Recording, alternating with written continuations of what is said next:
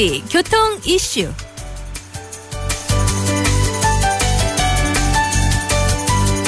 2016년 봄 개편을 맞아서 매주 일요일에 앞으로 함께할 한 주간의 교통 이슈 짚어드리는 시간입니다. 네, 위클리 교통 이슈 김경배 교통 전문위원과 함께하겠습니다. 전화 연결되어 있습니다. 안녕하세요. 안녕하세요. 네, 안녕하십니까. 네, 반갑습니다. 네, 반갑습니다. 앞으로 잘 부탁드릴게요. 잘 부탁드려요. 제가 잘 부탁드려야죠. 네. 네, 오늘 첫 번째 시간인데 네. 어떤 또 소식 준비하셨을까요? 보험 관련해서 이제 금융감독원이 문제가 되고 있는 것을 20대 금융관행 개혁의 일환으로 제도 개선을 해보겠다 이런 얘기가 있어서 준비를 해봤습니다. 그렇군요. 네, 교통사고 발생이 많은 불량 지역, 거주 주민이나 사고 이력이 많으면 불량 물건이라고 해서 가입을 꺼리는 사례 아직도 많은가요? 네, 각 보험사별로 지역이나 차를 대상으로 하는 신용등급을 은행처럼 정해놓고 관리를 하니까요. 네. A군에서 D군으로 표현되고 있는 지역 손해율은 마치 금융권의 신용등급과도 같아서 보험 설계사들마저도 가입받기를 꺼리고 있는 현실인데요. 예. 더욱이 불량으로 낙인 찍힌 D군, 그러니까 제일 나쁜 지역의 경우는요. 네. 거래를 꺼리는 은행의 신용등급처럼 보험 설계사에게 그대로 이어지기 때문에 보험 설계사는 성과상을 못 받는 이런 모순까지 있다고 합니다. 그렇군요. 원활한 처리를 위해서 마련했다는 이 과실 상계 비율도 좀 억울할 것 같은데 이렇게 지역 등급 때문에 보험 가입에 어려움이 있다는 것은 좀 상식적으로 이해가 안 되는데요? 맞습니다.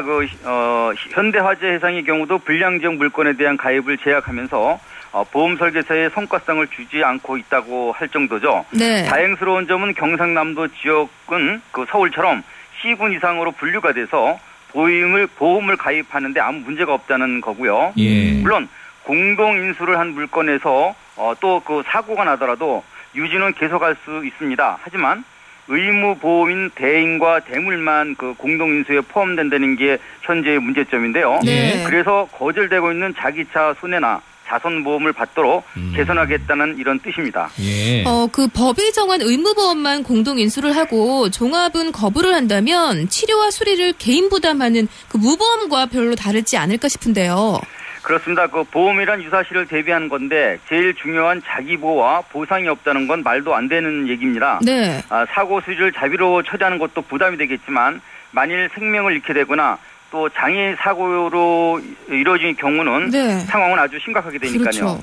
한마디로 손해보험사들이 손해 계산이 무보험 사태를 만든 셈이 되겠고요. 예. 물론 뒤늦게나마 다수 민원이 발생된 이런 불량 가입자들의 공동 인수에 포함시키는 제도를 개선하겠다고 하지만은 아직 유연한 문제들이 많다고 합니다.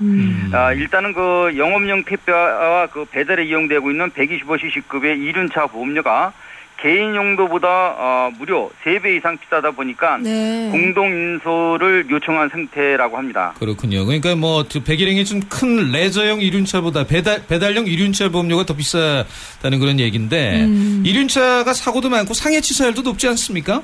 네, 정확히 말해서 택배보다는 청소년 아르바이트생 배달용이 더 훨씬 비싼 편이라고 하는데요. 예. 나이가 어린 경우는 사고율이 높다는 이유로 의무 보험료만 해도 100만 원이 혹가는 만큼 종합보험 기피를 부추기는 이런 현상은 큰 사회적 문제가 아닐 수 없다고 하는데요. 예. 제일 중요한 점은 비용 부담이 큰 자손 부담이 되겠고요. 네. 또 산업재해 보험에 가입을 하지 않는 그런 점포들이 많기 때문에 앞날이 창창한 청소년들을 보호하지 않겠다 이런 점과 다를 바 없다 이렇게 그러네요. 생각도 됩니다. 네. 물론 저렴한 개인이나 또 가정 용도로 가입한 경우도 있는데요.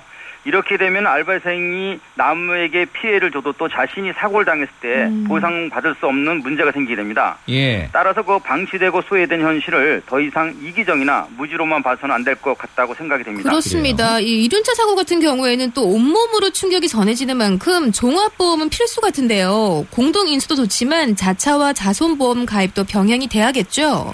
네, 종합보험 가입 정말 중요하죠. 때문에 공동인수 요청을 좋게 생각한다면은 네. 금융감독원 신고 요일만 적용하는 범위에서 보험료가 낮아지는 데 중점을 둔 것으로 이렇게 생각이 됩니다. 예. 그런데 낮아진 금액, 상당 부분은 보험 설계사에게 아까도 말씀드렸지만 지급하지 않는 수당으로 충족되는 것이 아닌가 이렇게 생각도 한편 들고요. 네. 게다가 보험료를 최대 50%까지 할인받을 수 있다는 보험가입 경력 인정도요. 고무줄과 같아서 의미 없는 셈이 되고 있습니다. 그렇군요. 이 가족을 피보험자로 등록하거나 가입 경력이 3년 이상 이 되면 재가입이나 그 전매 후에 다시 구입했을 때 할인 받을 수 있는 거 아닌가요?